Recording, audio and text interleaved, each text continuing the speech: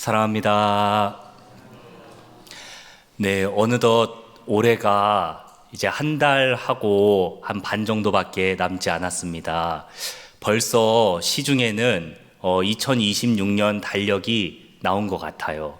2026년 플래너, 다이어리가 나와서 많은 사람들이 이 시기가 되면 올해를 잘 마무리하고 내년을 기대하는 그런 설레이는 시기인 것 같습니다. 또 이제 이틀 뒤면 저희가 추수감사절을 보내기 때문에 이제 하나님께서 우리 가정과 나에게 베풀어 주신 감사의 제목들을 감사 헌금 봉투에 다 기록하시고 준비하고 계시죠?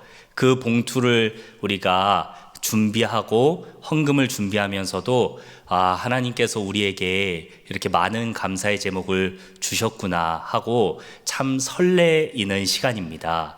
바로 이럴 때에 우리가 하나님께서 어떤 은혜를 베풀어 주셨는지, 참 우리에게 하나님께서 어떤 감사를 주셨는지 생각해 보는 시기인데요. 바로 이때만 우리가 누리는 은혜가 또 있습니다. 그건 바로 따뜻하고 또 편안하고 안정감을 느끼는 그런 하나님의 은혜인데, 오늘 이 시간에 금요예배 나오신 모든 성도님들에게 이런 하나님의 은혜가 있길 간절히 축복합니다. 하나님께서 오늘 우리가 나눌 말씀을 함께 살펴보기 원하는데요. 오늘 말씀은 하나님께서 이스라엘에게 주신 말씀입니다.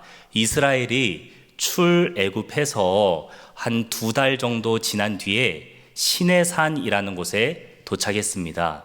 그래서 시내산에서 한 1년 정도 머물렀어요. 그래서 1년 정도 머무는 동안에 하나님께서 모세를 통해서 이스라엘에게 주신 말씀이 바로 오늘 저희가 함께 읽었던 레위기 26장의 말씀인데요. 이 말씀의 배경이 되는 이 시내산, 또 시내광야라는 곳이 어떤 곳일까 생각해 봤습니다. 여러분, 이스라엘을 하나님께서 인도하실 때 여러 곳을 가게 하셨잖아요.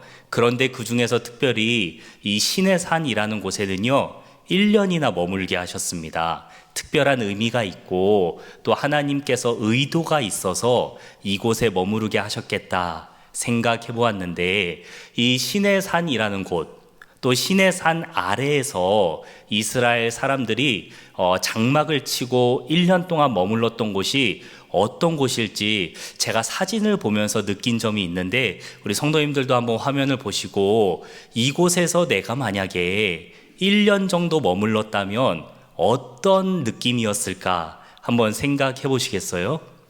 여기가 시내산입니다. 미디안 광야에 있는 시내산, 그리고 저 아래쪽에 지금 마을이 있는 것 같이 보이는 곳이 지금은 마을이 있는데, 예전에 이스라엘이 출애굽했을 때에는 저곳에 아무것도 없는 허허 벌판이었을 겁니다. 네, 사진을 내려주시고요. 네, 이곳에 만약 내가 1년 정도 머물렀다 한다면 여러분 어떤 생각이 드실 것 같으세요? 지금 주위에 아무것도 없고 저 산조차도요 나무가 자라는 산이 아니라 화강암으로 되어 있는 그냥 돌산입니다. 그래서 정말 적막하고 허허 벌판인 것 같은 곳에 이스라엘 사람들이 머물러 있었습니다. 바로 저곳에서 하나님께서 이 말씀을 주셨는데, 저는 이 말씀을 더 나누기 전에 하나님께서 저곳에 시내산과 시내광야에 1년 동안 머무르게 하신 것을 보면서 딱 한 가지 생각이 들었습니다. 무엇이냐면 내가 만약 저곳에 있었더라면 스마트폰도 없고 학교 갈 일도 없고 직장 갈 일도 없고 텔레비전 볼 것도 없고 아무것도 없는 저곳에서 내가 1년 동안 있었더라면 한 가지는 확실하겠다. 무엇이냐면 하나님을 많이 생각하겠다.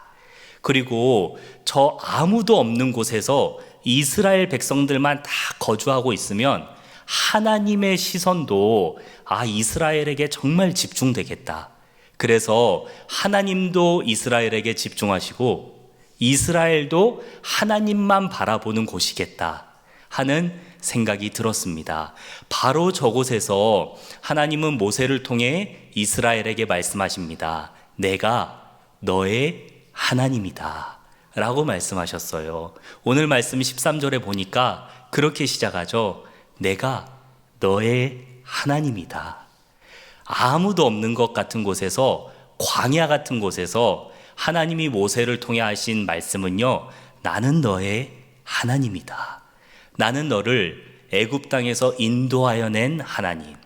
나는 네가 종 되었을 때 자유를 준 하나님.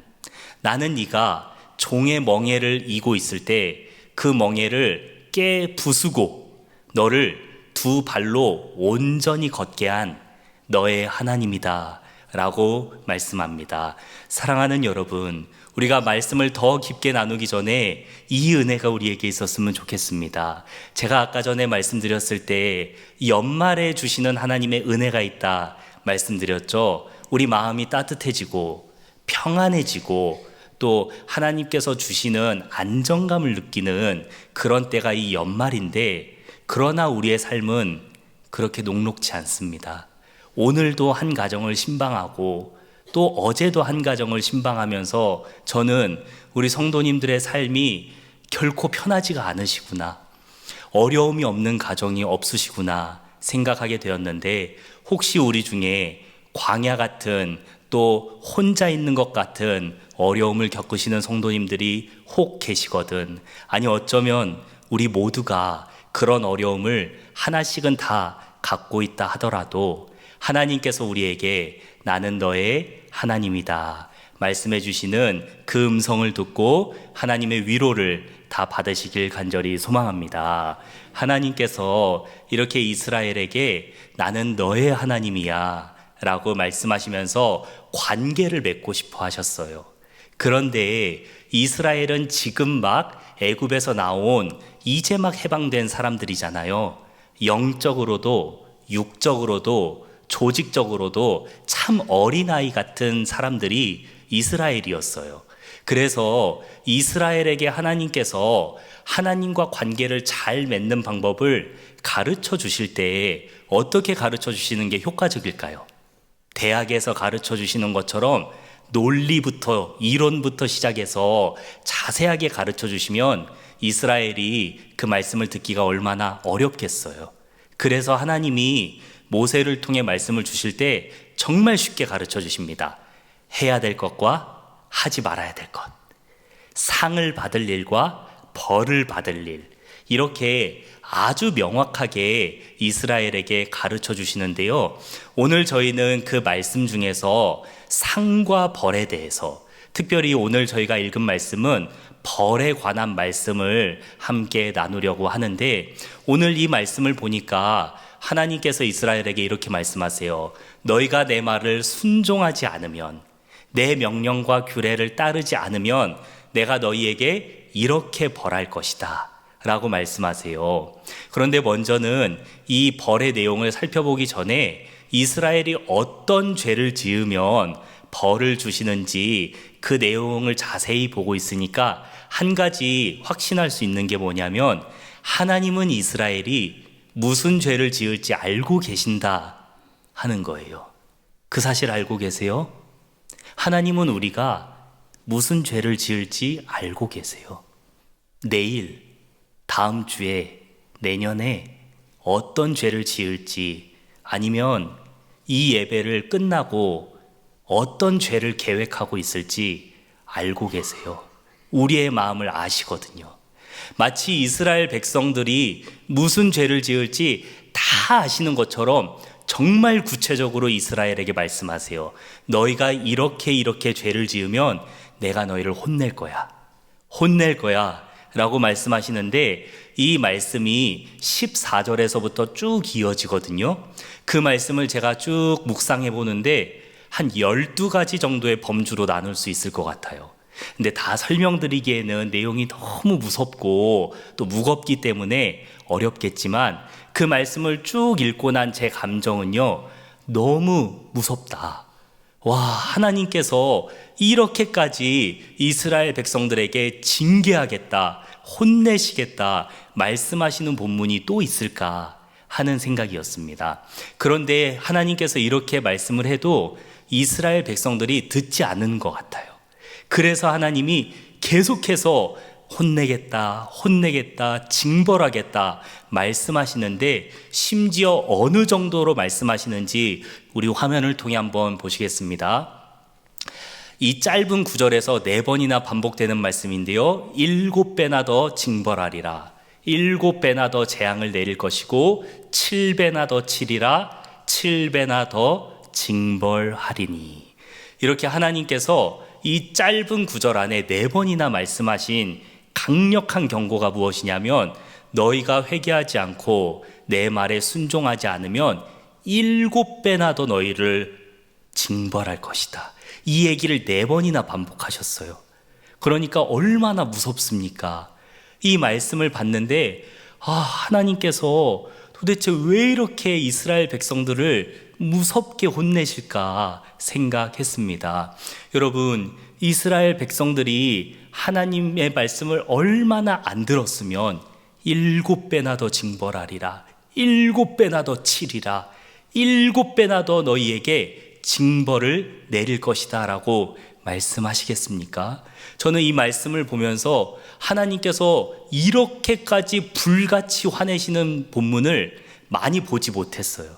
성경 전체에서 하나님이 이렇게 불같이 화내시는 것을 많이 보지 못했어요. 여러분 기억이 나세요?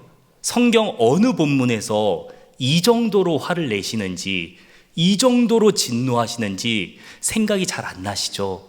그런데 오늘 본문에는 정말 하나님이 불같이 진노하세요.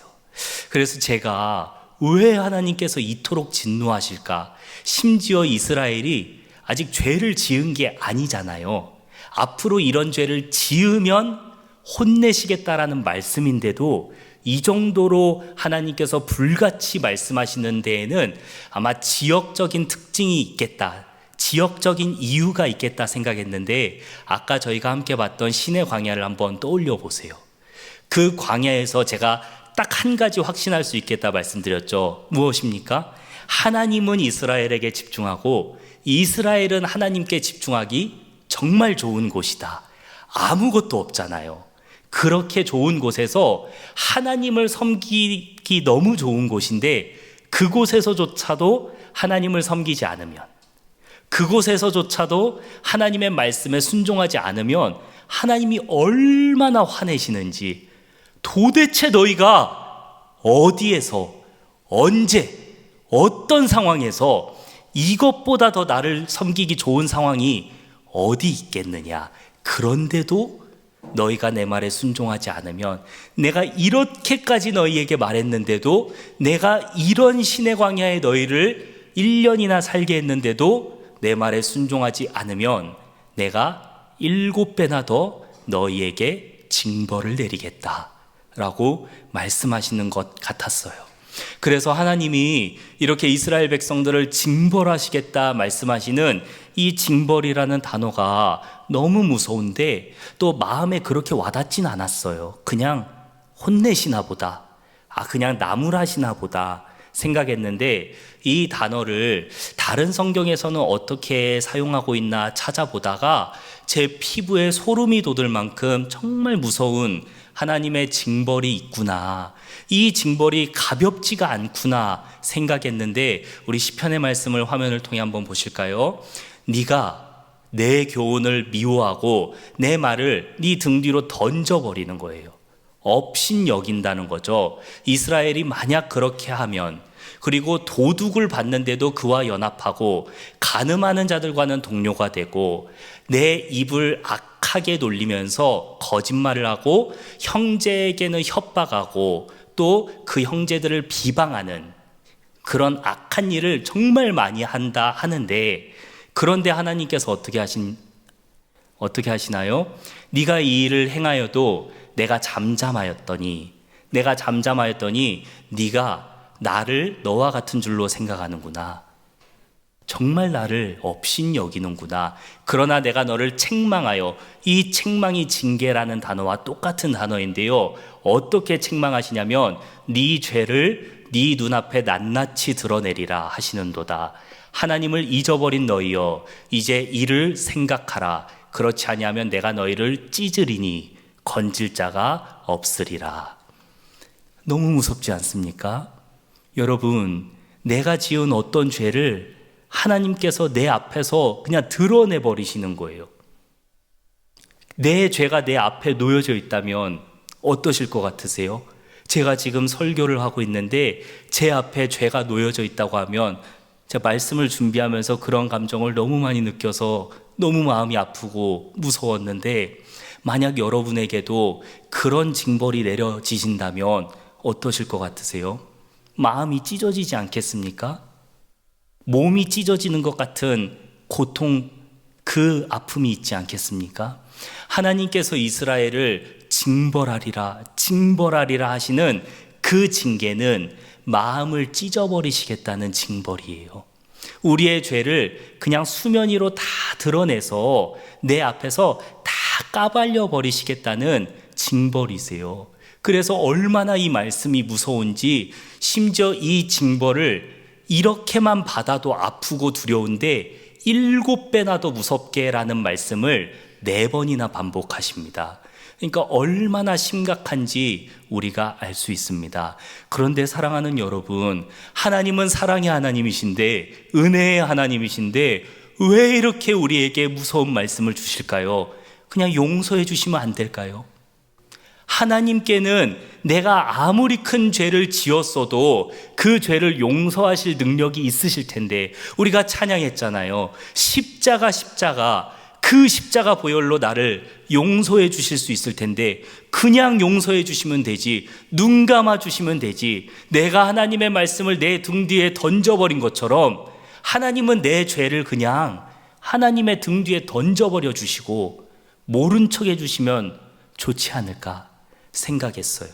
그런데 하나님께서 그렇게 하지 않으세요. 반드시 징벌하겠다. 12번이나 4번이나 7번이나 더 강한 징벌을 너희에게 부어버리겠다. 너희의 마음을 찢어버리고 너희의 살갗을 찢어버리고, 오늘 우리가 다 읽지 않았지만 하나님의 징계의 마지막 부분에서는 너희가 받는 벌 중에 너희 자녀의 살갗을 찢어서 먹을 것이다 라는 징벌이 있어요. 얼마나 무섭습니까? 하나님이 왜 이렇게 무서운, 이렇게 잔인하고도 정말 일반인들도 할 수 없는 이 무서운 징벌을 우리에게 주시나요? 용서해 주시면 좋겠는데. 그런데 저는 이 말씀 속에서 하나님의 마음을 느꼈어요. 아, 하나님은 나를 책임지시길 원하는구나.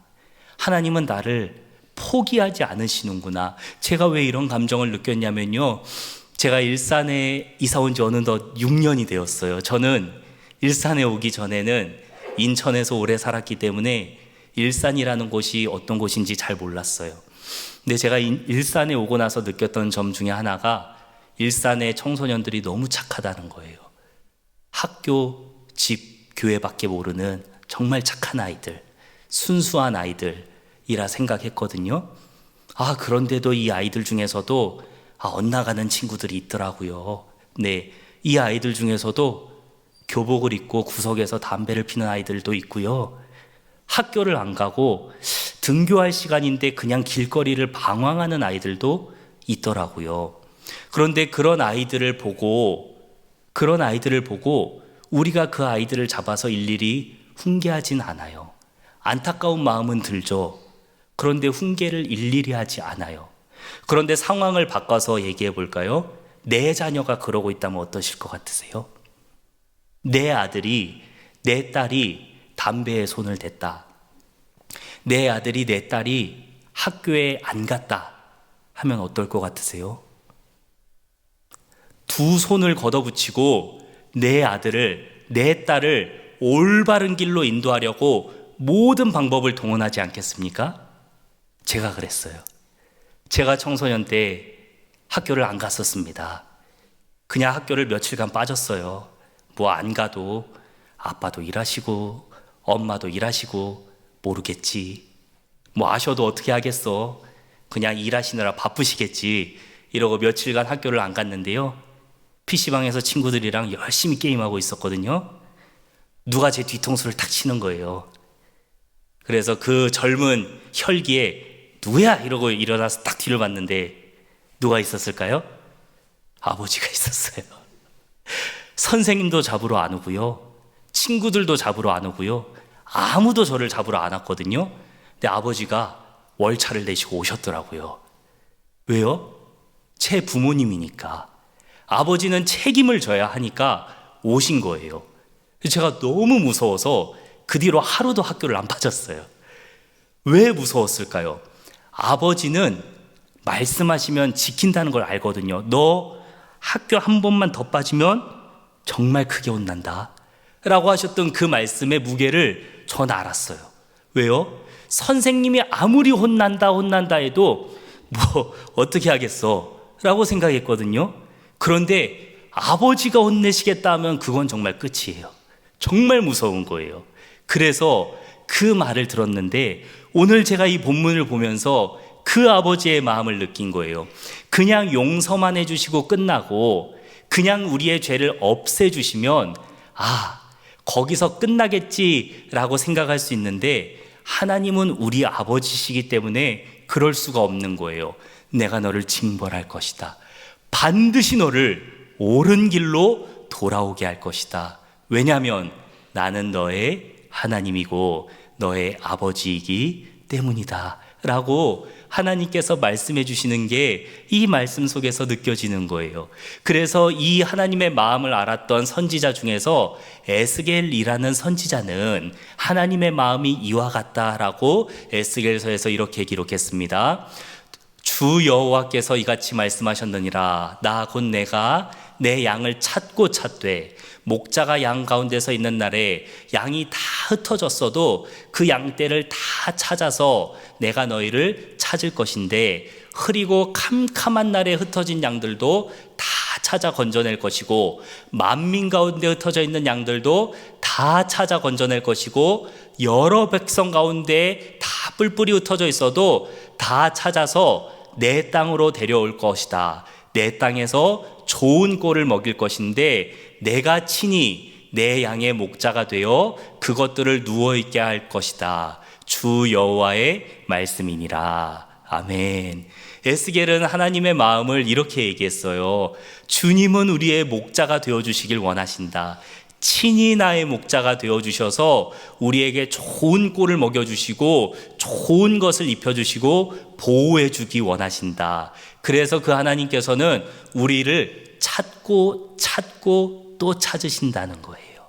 그래서 어떻게 해서든 우리를 하나님의 품으로 인도하셔서 반드시 하나님의 은혜 주시고 하나님의 복을 주시길 원하신다라는 것을 우리가 이 에스겔서의 말씀을 통해서 함께 발견할 수 있습니다. 사랑하는 여러분, 하나님께서는 이처럼 우리를 포기하지 않으시고 반드시 우리에게 은혜 베푸시고 우리를 바른 길로 인도하시는 아버지 하나님인 줄 믿습니다. 이 아버지 하나님의 은혜를 어떻게 더 깊게 느낄 수 있냐면요, 우리가 지금 읽었던 이 말씀이 희년의 말씀에 이어지는 말씀이에요. 제가 지난번에 금요 기도회 때 레위기 25장 1절에서 8절의 말씀으로 희년의 은혜에 대해서 함께 나눴거든요. 그 희년의 은혜는 어떤 은혜냐면 어떤 사람이 죄를 짓고 잘못을 해서 다른 사람의 종이 되었을 때 그 종이 7년이 7번 지난 49년을 보내면 이듬해인 50년째에 그 종을 자유롭게 해주라 하는 법이 희년의 법입니다. 그런데 사람만 자유하게 하는 게 아니라 땅도 자유하게 해줘라 하는 말씀이 희년의 말씀이고, 하나님께서 희년의 말씀을 통해 주시는 은혜는 하나님은 우리에게 정말 자유를 주시고 우리를 구원하길 원하신다 하는 말씀을 나눴었습니다. 그런데 그 희년의 말씀의 바로 다음에 나오는 말씀이 이 레위기 26장에 나오는 7배나 더 징벌하리라 하는 말씀이에요. 희년의 말씀에서는 7년이 7번 지난 50년째 해가 되면 내가 너희 모두 종들을 자유롭게 해주고 너희의 땅들도 자유롭게 해주겠다 하는 말씀이었는데, 그 말씀의 맥락에 이어서 오늘 말씀에서는요, 내가 7배나 더 너희를 징벌하리라, 7배나 더 너희를 혼내리라 이렇게 말씀하시는데, 그래서 7이라는 숫자는요, 하나님께서 단순히 우리를 혼내시겠다 하는 게 아니라 희년의 은혜에 이어져서 반드시 우리에게 죄로부터 자유하고 하나님의 은혜를 입게 하겠다라고 약속하시는 하나님이시다라는 것을 저는 이 묵상을 통해 발견했습니다. 그래서 이 말씀의 마무리는 너무나도 따뜻하게, 너무나도 아름답게 마무리되는데, 우리 레위기 26장 마지막 절의 말씀을 함께 보시겠습니다. 나도 그들에게 대항하여, 하나님이 이스라엘에게 대항하셨던 때도 있어요. 그래서 그들의 원수들의 땅으로 다 끌려가게 했을지라도 만약에 이스라엘이 깨닫고 그 할례받지 아니한 그들의 마음이 낮아져서 그들의 죄악의 형벌을 기쁘게 받으면 내가 야곱과 맺은 내 언약과 이삭과 맺은 내 언약을 기억하며 아브라함과 맺은 언약도 기억하고 그 땅을 기억하리라.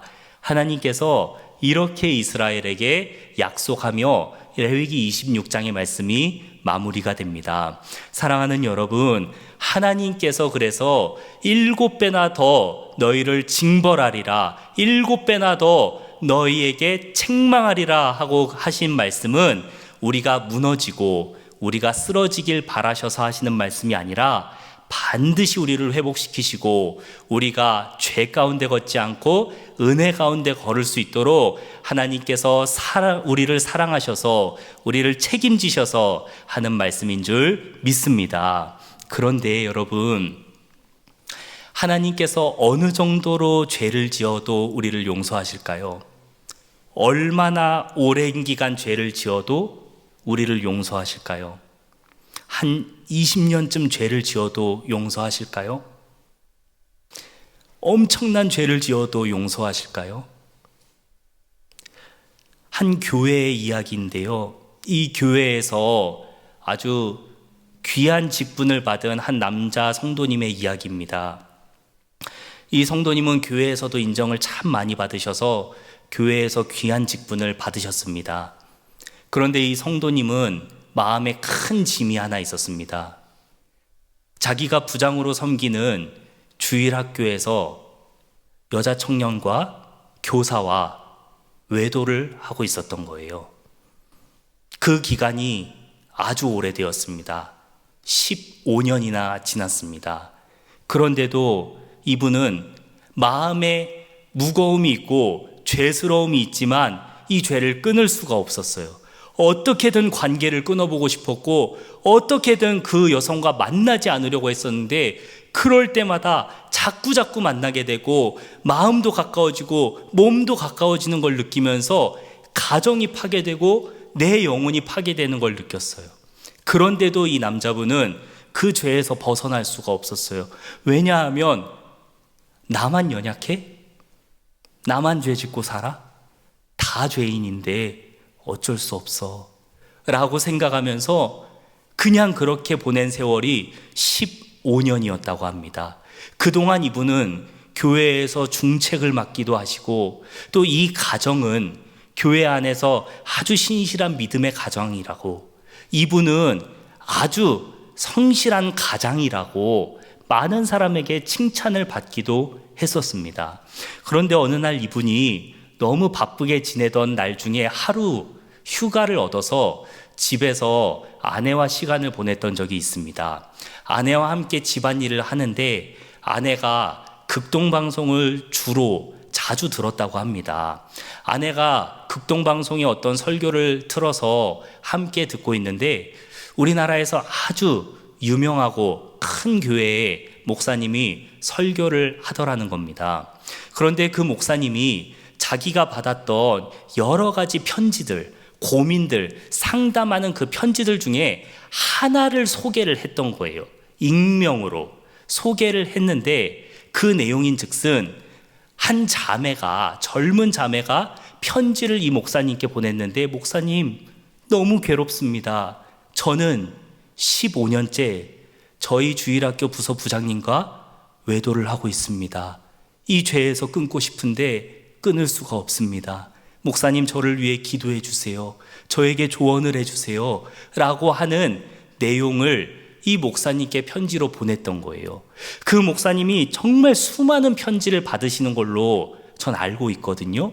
그런데 하필 그 이메일을 열어서 그 이메일의 내용을 소개한 설교를 마침 아내랑 같이 집에서 쉬던 그날에 그 설교가 라디오에서 흘러나온 거예요.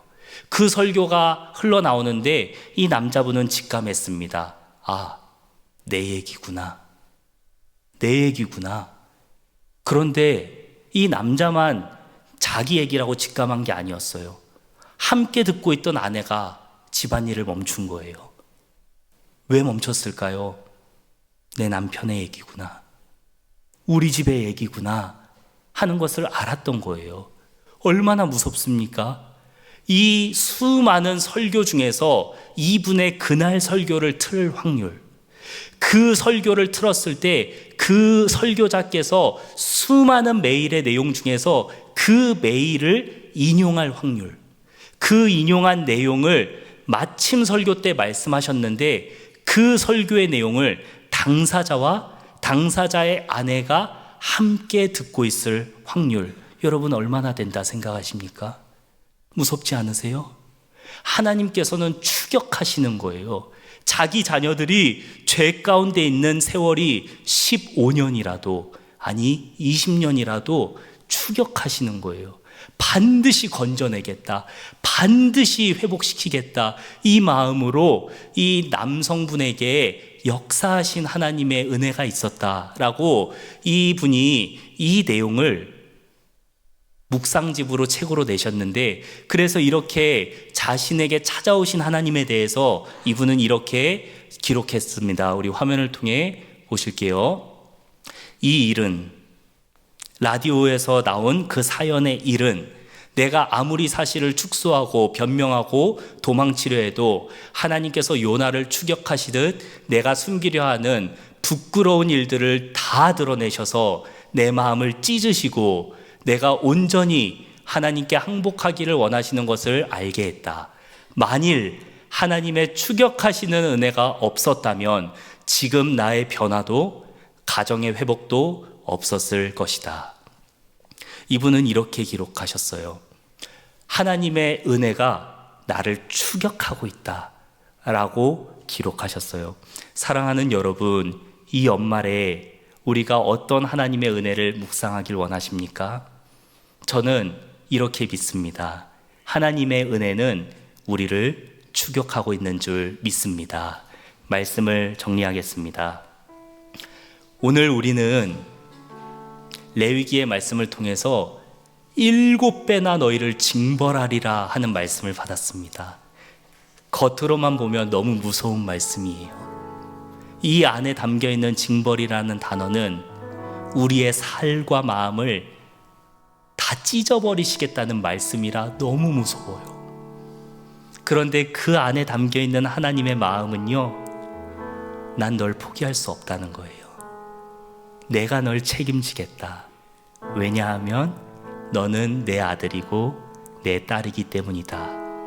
하나님은 이스라엘에게 이걸 가르쳐주고 싶으셨어요. 이 연말에 우리도 이 하나님의 은혜로 우리 마음이 풍성하길 소망합니다. 하나님은 우리가 어떤 죄 가운데 얼마나 깊게 얼마나 오래 빠져 있어도 우리를 절대 포기하지 않으십니다. 내가 올 1년을 돌아보며 후회하는 일이 많았을지라도 하나님께서 우리를 선택하신 것은 후회가 없으신 줄로 믿습니다. 나를 포기하지 않으시는 하나님, 반드시 나를 추격하셔서라도 나에게 은혜를 베풀어 주시는 하나님, 그 하나님의 은혜가 우리의 연말에 우리와 우리의 가정과 우리의 교회에 충만하길 간절히 소망합니다.